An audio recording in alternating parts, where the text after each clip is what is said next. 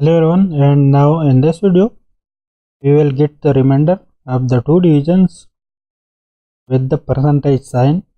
So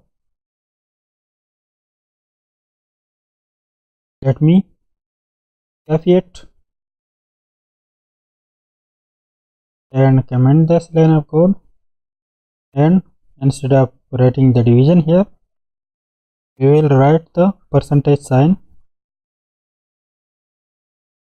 which is with the shift above key, and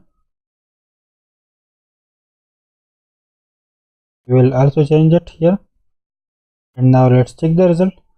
So in this case 10 divided by 2 will be equal to 0, and you can see when we divide 10 by 2, so we got a 0 remainder. And now let's check the value to 3. You can see the difference.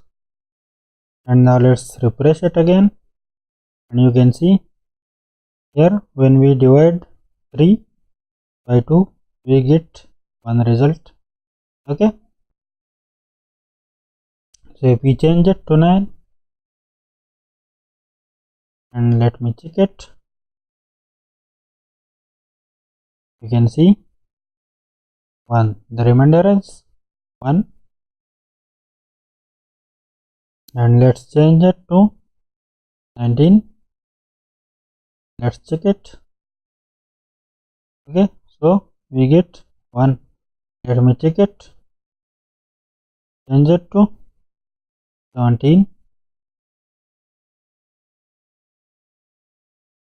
and refresh it, so you get 1. And let's change it to 21. Okay, and now let's divide it by another, so let's divide it by 4.